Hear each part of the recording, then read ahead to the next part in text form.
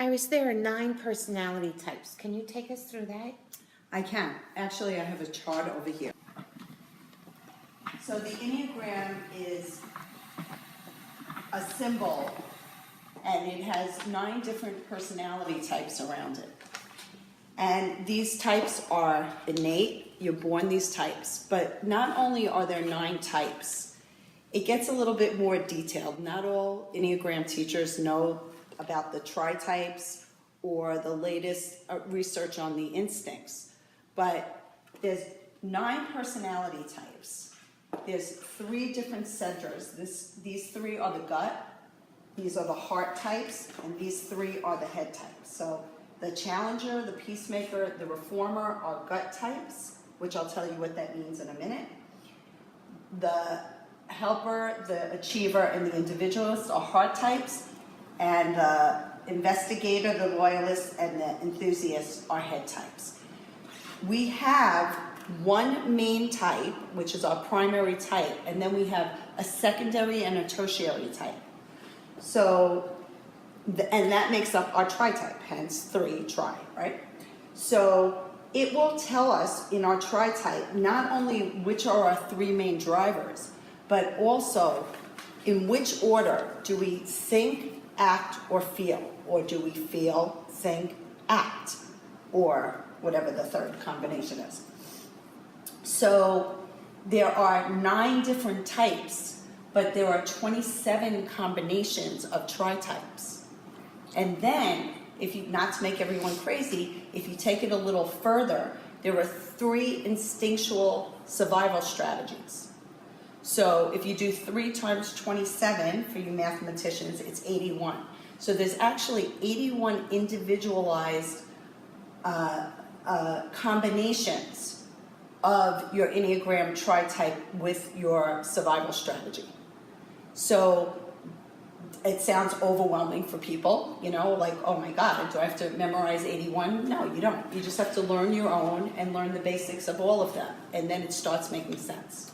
Okay, so when I took your class, so I was the helper with the achiever wing, which you'll get into, and then I was the 7, the enthusiast, and then the 9, and all 3 together make me the peacemaker. They used that name twice, which I might come up with another one, but yes, so that makes you the peacemaker. So what you see is Cheryl in her heart type, so she feels first, then she thinks, then she acts or doesn't act. So, and she does this in order all day.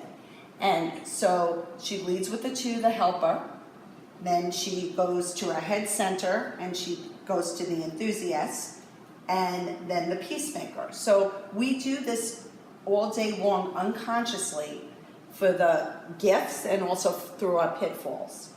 So the wing, would I be this wing or this wing? Okay, the wings are, being that you brought it up, are on either side of your type. And we have both wings, but one is more external and one is more internal.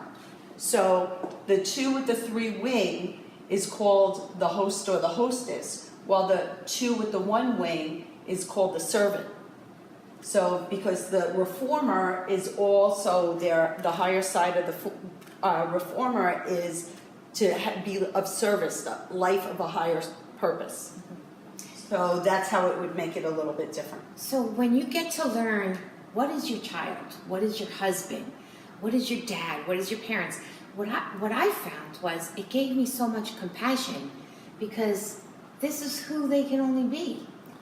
Yes, that's true. The track when you go on the journey of introspection and growth and development is that you start seeing things and having these aha moments, and things just pop.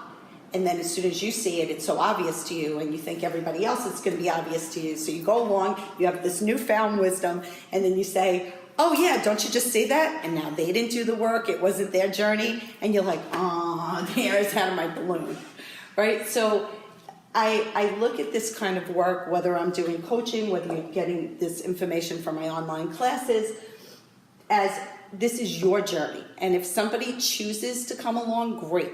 but it's about you understanding them, not necessarily them understanding you. If they do understand you and you're leading by example, that's the bonus, and that's the bonus. But that's not the expectation. Mm-hmm. So there's this, you used to have internal dialogue in your head when someone walks into a room or something, and you always wonder about them. But now, without really judging, today I was in my spin class and I was like, 7, 9, 3. So And how do you know that? How I know we've been doing classes and just being your friend and knowing that actually the more you do this, the better you become, and the more interesting, and it's almost like you want more. You want more because it's like this secret, not the secret, but a secret, and I don't know. It just helps me be a better person.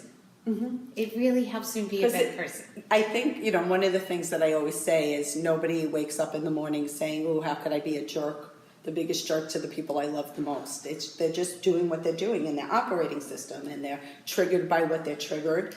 And we never, people ask me the question, like, do you ever change your type? Mm-hmm. We never change our types, but what we do change is our awareness. Mm-hmm. And then when we're more aware, we could be present, observe it, and not be a slave to it. So we have all 9. That's what's so interesting. So you can say, "Oh, well, I do that and I do this," but it's where you reside most of the day. Right. Is that correct? That's correct. That is absolutely correct. And we do have all of them within us. And it's kind of like, I see everything as a pie chart or as bar graphs, like a graph chart, where it's what percentage. And usually the one that where we use the least is also a blind spot for us, but we also cut ourselves off from the gift of that. Like for me, I probably go to 9, the peacemaker, the least. And the high side of the peacemaker, yes, there's the part of which each one has a deadly sin, and that one particularly is sloth, but it's really disengagement. But when they're engaged, we've had more 9 presidents than any other type. Can you tell, because to me that's so interesting. Do a couple That's of 9. because she's social. Yeah, which is another thing. Tell me who's a 9 that people would social recognize. is one of the instincts. There's sexual, one-on-one, relational, then there's social, and then there's, which is tribal, and then there's self-pres, which is your basic needs of food, time, energy, money, shelter, health, mortality. So Cheryl's social first, so she loves like who's who, and okay. So, but I withdraw to 9, like I sometimes need to be by myself, right? Right. So you asked me, but she just went to 7 because that was her monkey mind, because she asked me one question and then did another one. Okay. So to answer your question about the who is the 9? What types are the 9? Mm-hmm. So Obama is a 9. Now, we know Donald Trump is not a 9. He is an 8, the challenger. He's actually an 8, then a 3, then a 7, which is called the mover and the shaker. So you can see he's the challenger, the achiever, and the enthusiast. So in the way Obama speaks and his almost like a calmness, is like he's almost thinking before he's even speaking a word. It's good that you're saying he's thinking, because his head type is the investigator. So Obama is a 9, a 3, and a 5, which for that type is called the thinker. So you're talking about him thinking. You see? So you could actually see him thinking. Right. Okay. So Obama, who else? I know. This is her favorite part. This is her favorite part of it. Okay, so like you have Natalie Portman. She's a 4, and so is Keira Knight. Keira Knight is a 4, 6, 9, and Natalie Portman is a 4, 1, 6. Let's do Oprah. So, okay, Oprah. I think Oprah is. They can't see you. Turn around. Okay. I think Oprah is she leads with 3. I think she's a 3, 6, 8, even though I would love to think she was the mover and shaker, but I think she's really the justice fighter. Totally. And Mother Teresa. Mother Teresa is 2-1. There you have that servant, right? And I think she was 2-1, a 2-6-9, but she was a 2 with a 1 wing. I think she was the Good Samaritan. Really? So one of the things, I'm visually a learner that way. She will show me books and photos of the 2, the helper, and to me that is just very eye-opening. And when you see something on paper, that's amazing. So really quick, how when you're sitting down with somebody, I see this happen immediately, immediately, and then you test yourself to make sure. So Right. This is not a hoax. This is something that's been done for 3,000 years. 5,000.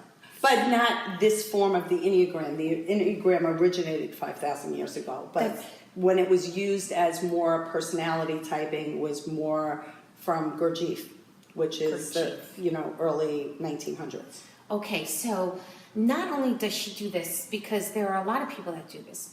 When she says that she talks about the secondary and tertiary, that's amazing, because The the tri-types, yeah. tri-types really nail it. It Right. really lasers on the personality type, because as you were growing and as you were tagging me along, we'd be like, wow, like the light bulb would go off, because it really can pinpoint. And what happens when you pinpoint? You can help somebody more. Well, the thing is, I am one of those people that do not like to be pigeonholed, nor do I like to pigeonhole anybody else. And if I had a t-shirt company, I would have a big circle with a line through it, and the word underneath would be dogma, no dogma. So everything is the same until it's different. Nobody is exactly something. So even if you do like the Myers-Briggs, no E and FPs, no 2 are the same. You have other things that offset it. You could be a 7, but you could also be an introverted 7, and then you might type yourself as a 5. So what I actually do, and what's different about my coaching and the classes and when I'm working with people, and why I'm able to really hone in, just see them and be able to type them and then reality check it, because I don't want to be too arrogant. Is because I really integrate a bunch of different systems. So because I think that a lot of times certain things offset other things, and people mistype themselves. People also mistype themselves because they have an inner critic. We all have an inner critic or super ego inside of us that has judgments about the things that we don't deem worthy, or that we judge about ourselves. So sometimes we don't want to be that type, so we'll pick some other type. But the beauty of the system is really about self-acceptance and really learning to see how magnificent you are. And that and pain is one, and disappointment and all the things that we try to avoid through different self-medications is actually our greatest teacher. Because if everything was working well, why would we ever look for anything else? Why change something that works? When we did the landmark phone years ago, there was one of the teachers that took a box of tissues and put it over his head as a child. So my dad didn't have time for me, and a tissue would go on. My mom hit me, and another tissue would go on. My teacher thought I was dumb, and another tissue would go on. By the end of this, he was covered in tissue that you couldn't see the person that he was. Right. And So that's exactly one of my favorite quotes, but one of my favorite quotes is someone asked Michelangelo, how did you create the David? You just had this big blob of floored marble. And basically he responded, I just chipped away what wasn't, and there he was. So yes, we do have a whole bunch of stories, but what's more interesting than with Landmark, where they talk about, it's like you have an X, Y, and Z formula. To me, it was useful, but it was too dogmatic. It's like, why is it that you have identical twins that have the same parents, that have the same circumstances, and they are totally different the way they operate and the way they survive different things from childhood? Why is it? It's because they're born with a different operating system. I remember you telling me, think back when you do the test that you have at the end of this Yeah, actually online on my website, www.relations-coach.com. Yes, there's a hyphen because that's what I had to do. So it's www.relations-coach.com. You can sign up for the free online test, and also a free 15-minute consultation once you get your results, or if you have any other questions. So the thing there that we were talking about is when you're taking this test, try to think more back. For me, I had to think back before the incidences of life hit me, because you become... Because you morph into, right, so that's a really good point. So basically, sometimes we do work on ourselves, and we say, I've had lots of clients or people in my classes that say, well, I used to be like that, but I'm not like that anymore. It's not that you're not like that anymore. It's that you've become more aware of it. When you become aware, and that's what all of this work is about. When you become aware, then you have different choices. But otherwise, you don't. You're stuck because it's your blind spot. You don't see what you don't see. Right? Yeah, the work is so interesting and helpful. Talk about that. I love that you're going to bring it right to the person's home whenever they want, without, we're busy. We have no time to go visit someone. Yeah. I'm going to have a half an hour or 45 minutes tonight at 9 o'clock before I go to bed. So talk about that. So basically, so let me first tell you my type, and you'll see why this business model is perfect for me. So I lead with the 7, the enthusiast, then I'm the helper, and then I'm the challenger. Those 3, the 7, 2, 8, in any combination is called the free spirit. Now, Cheryl knows me for 30 years, so I am the free spirit, and fear for this type is being trapped, deprived, any of that. So, what happened was I started doing some Skype some years ago with a few clients, but most of the clients were in person. And then I started doing more, and then my mom got sick, so I wound up moving out of town, and I still had the same clients, so we wound up doing everything virtually, and everyone liked it. They, at first some people had considerations. They were like, well, what if I don't feel comfortable? What if it doesn't feel intimate? The intimacy is right there because we see each other. And I do these on Zoom, which is a really wonderful platform. And Zoom is also virtual classrooms. Right. So that the beauty of that is you could have 100, 500 people, but it's not like a webinar. It's actually a virtual classroom where you're interactive and you see each other. You could shut off your camera if you have to run to the bathroom. But when someone's talking, everybody gets to see them. So you really do get a sense of, you create a community, you create the interactions, and it's not like me just lecturing about something. It's back and forth. If you want. And if you don't and you just want to observe, that's fine. The other beauty about it is, let's say you can't make that class. It gets recorded, I send you the link, and it's archived. But you can do an individual class. Can you do individual coaching with me? Yes. So you could do individual coaching, and that's the way I do my coaching. Or I also do couples. And sometimes people are in 2 different locations. Their wife, husband, partner is away on business, but they're having an issue. So I could have them, all 3 of us, in the same virtual space, which is amazing. Yeah, so this is just taking it to another level. And the millennials, let's talk about the millennials. And I love them.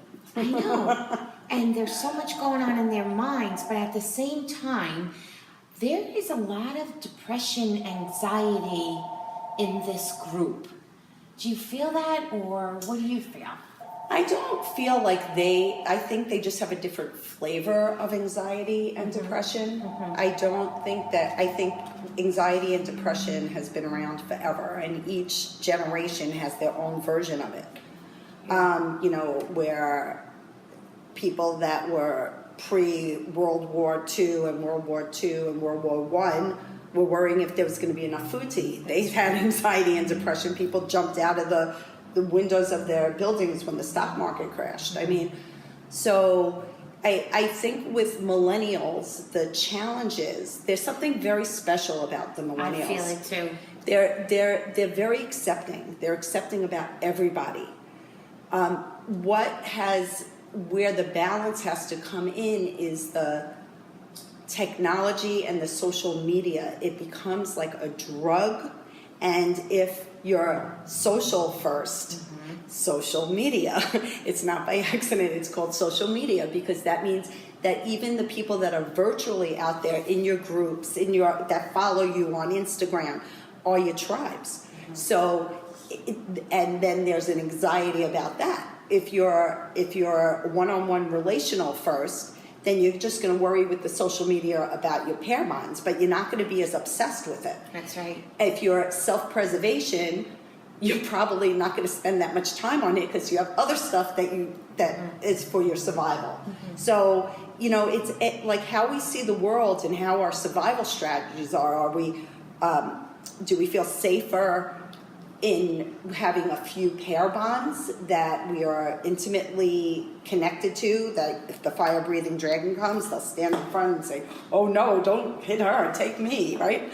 Or do we feel like we're safer in numbers with groups, with everybody having their role, and if there's more people, you're not prey to the predator, you have more protection?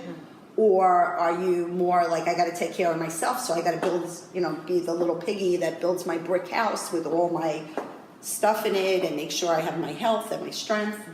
So so these are all, you just can't have someone that doesn't know what they're doing do this.